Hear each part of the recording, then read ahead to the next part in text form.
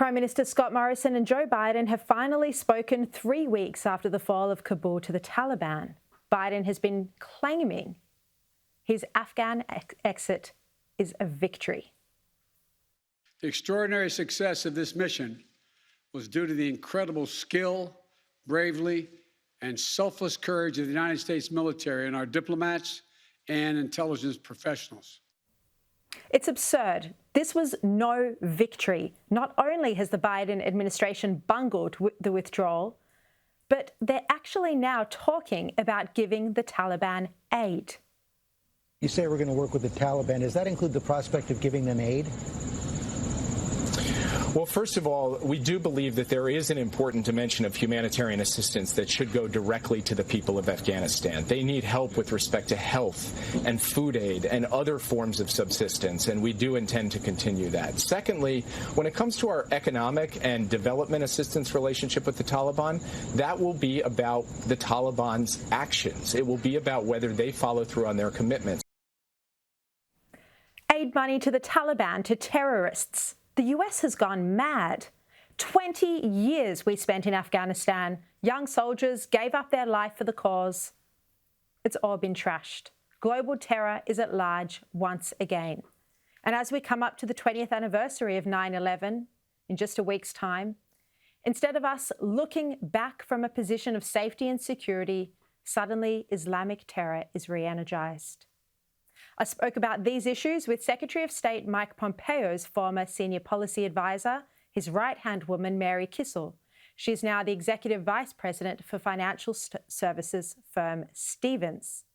Kissel herself was present at the signing of the Taliban agreement, and I asked her why the Trump administration had decided to negotiate with the Taliban in the first place.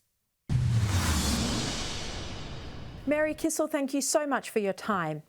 Now, we went into this war to defeat terrorism in the wake of 9/11.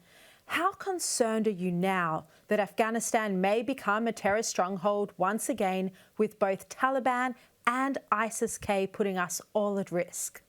Well, the short answer is deeply concerned, Sharri. The Taliban is a terrorist organization. And with the Taliban controlling Kabul and the rest of the country, I think it's safe to say that we have almost exactly the same conditions, if not worse, than the conditions that preceded 9/11. Add on top of that, that you have other terrorist organizations, for instance, ISIS, and you have state actors like the Islamic Republic of Iran, which is harboring al-Qaeda's leadership, and you put that into the mix, plus the groups that are housed in Pakistan, and I think you have a very toxic brew. I'm interested in whether you would have continued down this course. Secretary Pompeo said Trump wanted to withdraw from January 2017, but the conditions weren't right to withdraw completely. So instead, the US withdrew from 15,000 to 8,600 to 4,500, each time making sure that order could be maintained. Mary, does this mean that if there were signs the Taliban was planning a takeover, you would have kept a presence in Afghanistan? Well, I think it's important to put this in an even broader context, because you had 3 successive presidents in Bush, Obama, and Trump who all wanted to exit Afghanistan. Of course, under Bush and Obama, there really weren't serious attempts made to figure out if we could draw down these forces in a safe manner. President Trump took on that task, and I worked for Secretary Pompeo. I was his right-hand person, and I can tell you from firsthand experience, worked very, very, very hard to get both of those parties to the table, meaning the Afghan government and the Taliban, but he also talked to the Northern Alliance as well.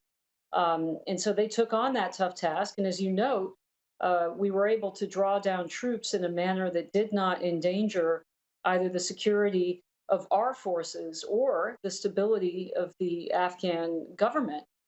And so, what would have happened in the future? Well, I think, I don't like to hypothesize, but I think you could certainly draw a conclusion that, we were reviewing the conditions on the ground every time there was a drawdown. There was never a rush to the exit.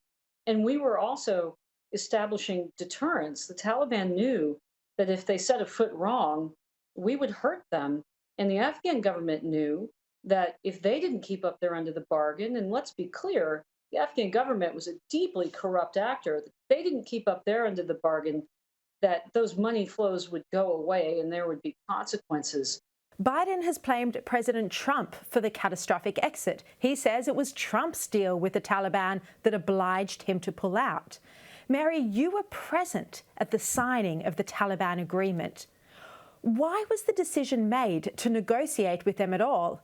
And what was it like being in the room with the Taliban when those negotiations were taking place? Well, let me unpack that a little bit. Remember, it wasn't just an agreement with the Taliban. On the same day that Secretary Pompeo was in Doha, the defense secretary was in Kabul signing an agreement with the Afghan government. And that's a point that I think should be reiterated. It's not getting a lot of mention in the press. It was always made clear from the very beginning to both sides that if the terms of these agreements were not met, this was a conditions-based set of arrangements, meaning that the United States would not pull out forces, would not withdraw if either side broke these conditions. And as a result, you had no Americans killed in the last 13 months that the Trump administration was in office. No one in the Trump administration was under any illusions about the nature of the Taliban. They're terrorists, they're bad guys. We knew that.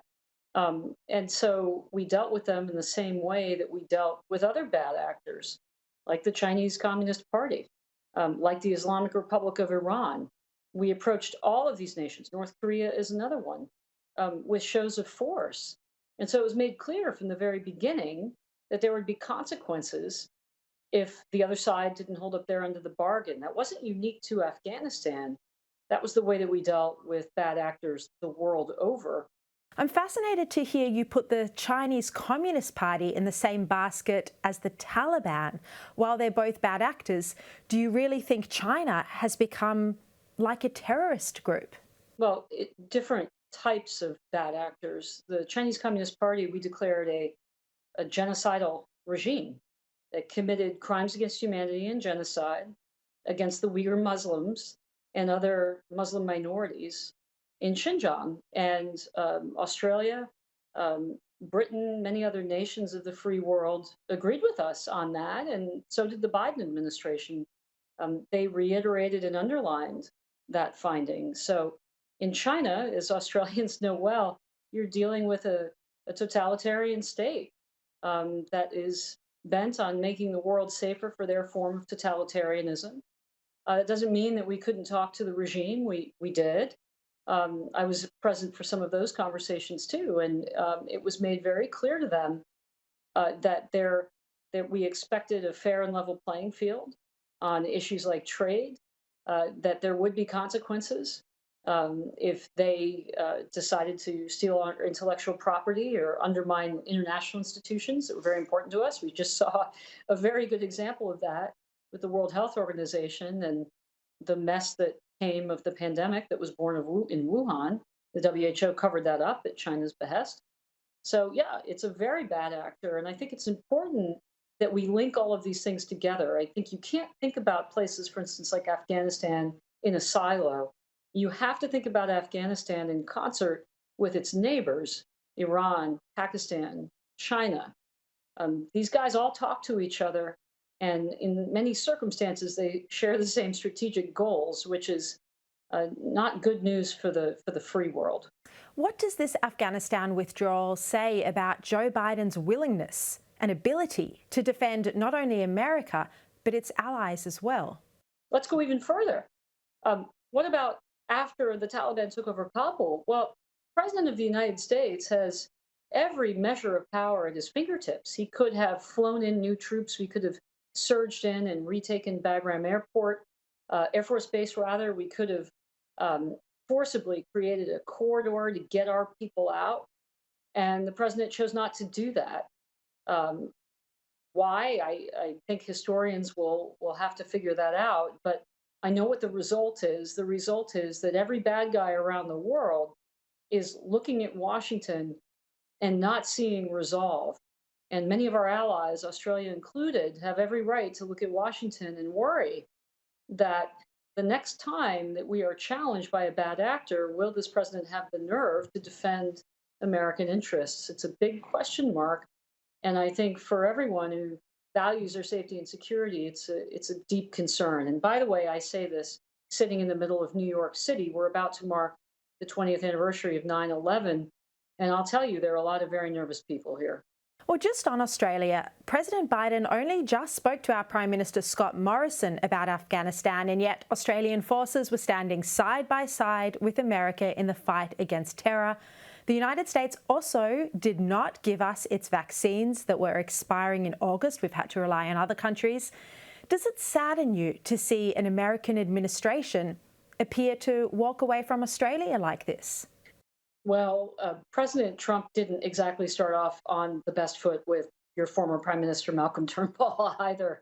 So we have had, presidents who haven't started off on the right foot with your prime ministers. But I think the question that you're asking is more on the national security front. Can we have confidence that the president will do all of the things that are laid out in the ANZUS Treaty? I would hope so. We really do have no closer partner than Australia. And it is disappointing that the relationship hasn't been prioritized to the degree that I think that we prioritized in the Trump administration, particularly under Secretary Pompeo, where the ties between our two countries were probably closer than they've ever been. But I have hope. These situations don't last forever. We have elections. You have elections. And hopefully after this debacle, there are some people doing some real soul searching in Washington and prioritizing our best friends, because that's really the best way that I can put it. I mean, we are best friends.